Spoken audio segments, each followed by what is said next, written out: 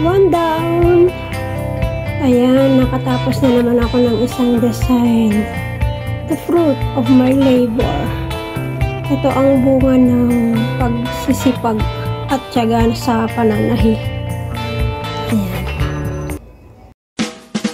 I need somebody who can love me and my word. No, I'm not perfect, but I hope you see my word. 'Cause it's only you, nobody knew I put you first.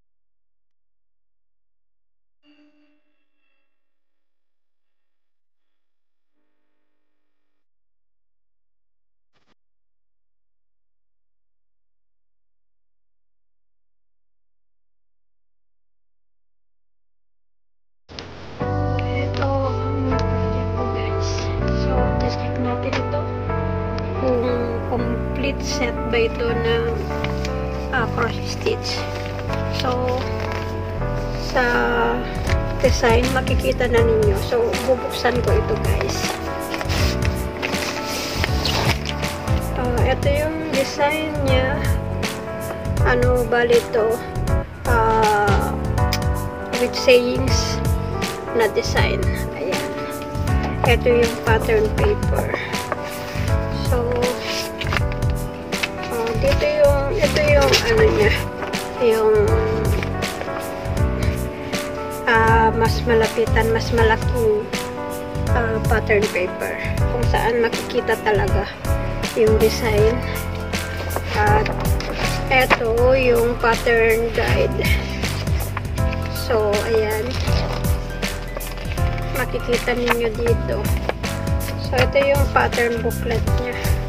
Ito na yung set of materials. So, ito yung sinulid niya, guys. Bali, ilang color ito. 20 colors. Pero, ito ay yung excess na sinulid.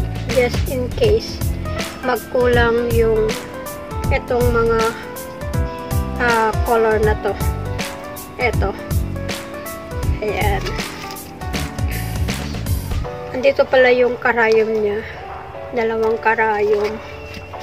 Tapos ito yung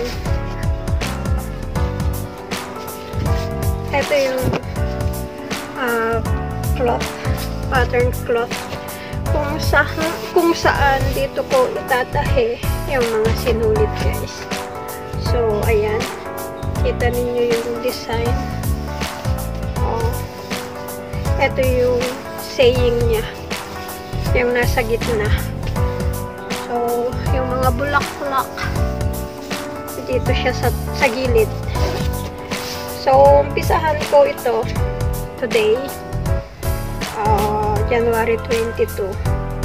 Hopefully na matapos ko to in 2 months siguro. Kasi medyo malaki to, guys. Pero madali lang itong tahiin kasi hindi siya complicated. What I mean is madali lang yung letters, madali lang itong tahiin. Tapos yung design sa gilid kasi napakasimple. Saka hindi ka mahihirapan mag-distinguish ng symbols kasi talagang as in napakasimple. So, ang size nito is, ayan, ang size 243 by 292. So, malaki siya. Pero, gaya ng sabi ko, hindi mahirap tahiin. So, ayan. Umpisahan ko today ito. So, update ko kayo time to time. Hindi ko na may papakita sa inyo, guys, yung pag-start ko. Gawa ng gising si Amo. Bali, ginagawa ko lang ang pananahi pag tapos na yung work ko at pinabantayan ko si Amo na kumbaga hinihintay ko siya na pupunta ng CR kasi inaalalayan ko siya. So, ayan. Ito yung next project ko, guys. Hopefully, matapos ko to in 2 months. Ito na ang first update ko, guys, sa ginagawa kong cross stitch sa ngayon. So, ito yung natapos ko ng 11 days ng pananahi. yung sayings na nakalagay. Ayan, natapos ko na yan guys. At nandito na ako sa ibaba. Ayan, yung nasa gilid na bulaklak. Tapos ko na yan. Saka yung mga ibang green. Ayan, yung mga natapos na ako dyan. Pero hindi pa visible. Kaya ayan, ang ganda guys. Hopefully na ma-meet ko yung target days ng pananahi ko dito. Kasi nag-set ako ng target days na matapos ito. So ayan ang first update ko sa aking ginagawang project sa ngayon. So ayan yung saying. Tapos ko na yan. Ito na guys ang second update kung ano yung natapos ko since February 2 na update ko. So ayan, sa baba na ito, sa corner pala na ito, ayan, tapos ko na yan. At saka sa side na yan hanggang doon, hanggang dito. Ayan, tapos ko na yan. So yan ang update ko mula February 2 hanggang ngayon, February 13. Pero may mga natahi na rin ako sa part na yan. Kaso lang, hindi pa nga visible. Kasi ang ginagawa ko is pag nagtahi ako ng isang kulay, tinatapos ko yung 6 strands bago ako magpapalit ulit ng kulay ng sinulit. So ayan, ang ganda na. Tapos ko na yung saying at napaka colorful yung mga bulaklak dito sa may gilid. So ayan, sa gilid na to, tapos na yan. So nampisahan ko na rin yung ibang kulay dito. Ayan, so update ko ulit kayo soon guys para sa third update, para ipakita ko sa inyo kung gaano katagal ang makatapos ng isang design.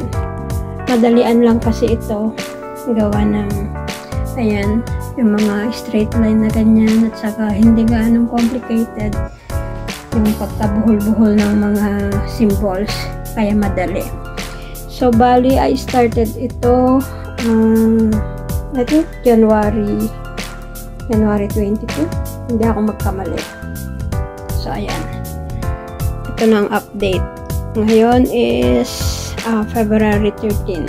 So nakailang days na rin ako. Ayan. O eto guys, malapit ko nang matapos. Ayan, kulay dilaw na lang na yan ang ginagawa ko. So ayan, malapit na guys, malapit ko nang matapos.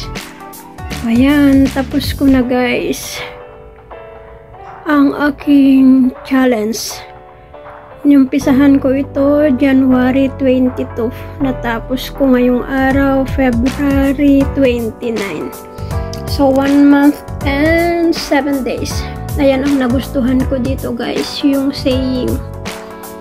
So lalabhan ko na ito para may pakita ko yung finished product. Kasi mas maganda na ang outcome pag natanggal na lahat yung markings.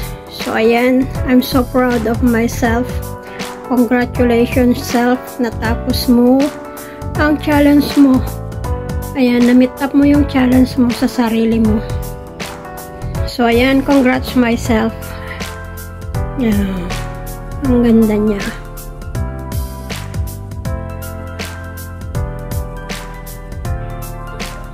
O ayan guys, natapos ko na.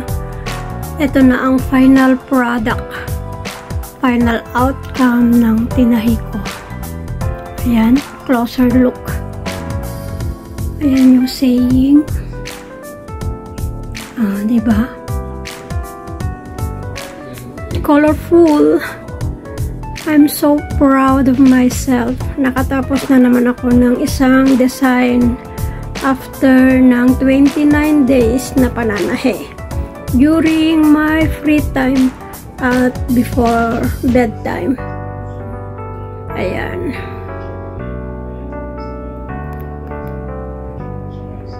Diba? Ayan, yung mga flowers niya. Ang gaganda, guys. Napaka-colorful talaga. So, ayan. Thank you sa inyong walang sawang panonood, guys. Ito na naman ang isang outcome ng pagtitiis sa pananahe. Nakatapos na naman ako ng isang design. Ayan. Ito ngayon ang ginagawa ko, guys. Ito ay maliit lang na size. At ito ang design niya. Magkahawak kamay. At saka ito yung lower part. Ay, nabaliktad na. Actually, may markings ito noon. Kaso lang nabasa. Kaya nilabhan ko. So, ang ginagawa ko ngayon is by counting. Ayan. At kung ano yung natapos ko, nilalagyan ko ng markings sa pattern. Tulad ng mga yan, oh.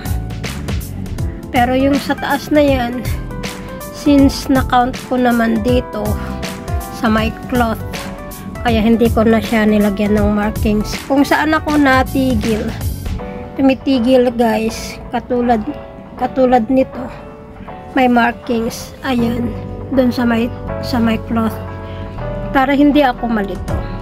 So, ayan ang natapos ko within 2 weeks sa cross-stitch design na ito. So, bali, papakita ko sa inyo soon kung ano yung magiging outcome ng ginagawa ko na to. Ayan. Maraming salamat, guys, sa inyong walang sawang panonood sa aking mga upload videos. Kung hindi